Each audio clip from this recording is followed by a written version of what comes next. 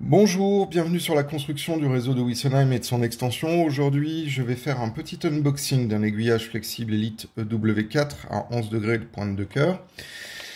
Première constatation, on a un énorme packaging fait de plastique, de carton et de feuilles plastiques pour un produit au final qui est assez petit. Il serait temps que les fabricants pensent un petit peu à la planète et évitent de nous mettre des packagings aussi énormes pour des produits aussi fins, même si c'est pour des raisons de transport. Je trouve quand même que c'est un petit peu surdimensionné comme packaging quand on regarde ce que fait la concurrence. Donc, quand on ouvre le paquet, on a différentes choses. À commencer par la notice. Petit point noir sur cette notice qui est totalement imbuvable et très mal faite. Il faut prendre du temps à bien la lire parce que sinon on peut faire des bêtises avant même d'avoir commencé. Donc voilà, moi je trouve que cette notice est très très mal faite et déjà pour un produit qui est pas simple, ça aurait mérité un petit peu plus de travail en ce qui concerne la notice. Donc ensuite après on a deux paquets, un paquet qui contient des longs rails, un paquet avec des accessoires et le travelage qui lui-même est équipé, alors je vais essayer de me mettre devant la caméra, voilà, qui est équipé de petits serpentins qui permettent de le rendre flexible, avec quand même une certaine limite, c'est qu'on ne peut pas non plus le rendre très flexible, et il faut faire quand même attention aux rayons extérieurs et aux rayons d'intérieur finaux que l'on veut mettre. Voilà, donc là on a la grosse boîte plastique, vous voyez, c'est absolument énorme par rapport à au rail, mais enfin bon. Donc ensuite après, on a dans le grand sachet, on a les rails extérieurs et les pointes d'aiguille.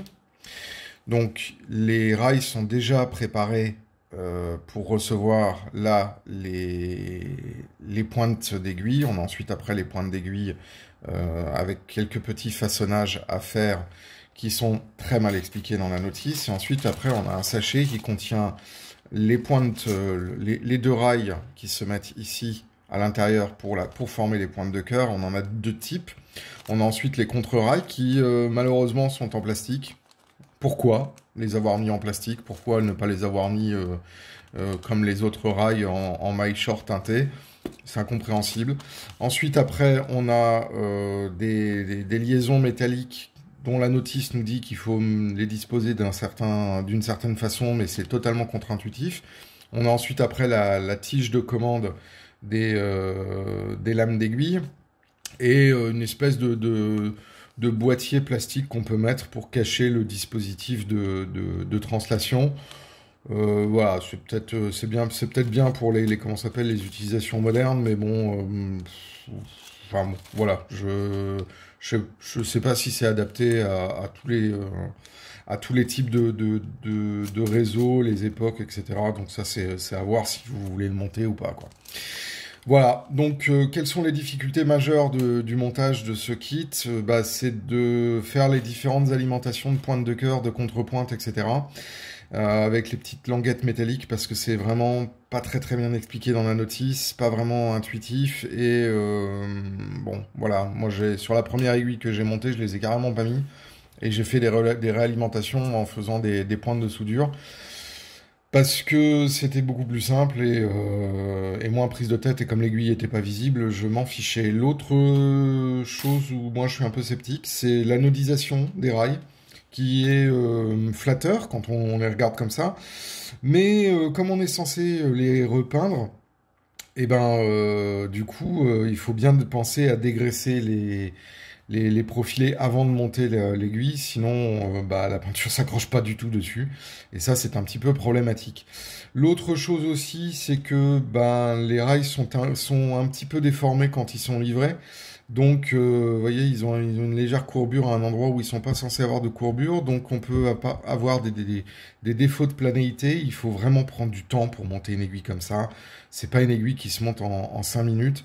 Et donc, du coup, c'est à la fois une bonne idée et à la fois c'est un petit peu, un peu ardu à monter. C'est moins difficile, effectivement, que de faire une construction intégrale. Hein, ça a le mérite d'exister. Mais bon, il y a quand même des limites d'utilisation. Voilà, donc ça c'était cet unboxing. C'est au final et en conclusion un produit qui a le mérite d'exister. Maintenant, je pense qu'il y aurait quelques petits points qui auraient pu être améliorés, notamment la notice. Mais bon, pour une utilisation spécifique, quand on se retrouve avec une géométrie qui a besoin d'une petite adaptation par rapport au tracé qu'on a sur le réseau, ça a le mérite d'exister. Voilà, si vous avez aimé la vidéo, je vous invite à laisser un petit commentaire. N'hésitez pas à cliquer sur la cloche pour être notifié des prochaines sorties et à vous abonner si ce n'est pas déjà fait. Et à nous laisser un petit pouce bleu pour augmenter le référencement de la chaîne. Ça nous fait plaisir et ça nous donne envie de vous proposer d'autres vidéos de contenu. D'ici là, je vous souhaite à tous une très bonne journée et je vous dis à très bientôt pour une nouvelle vidéo.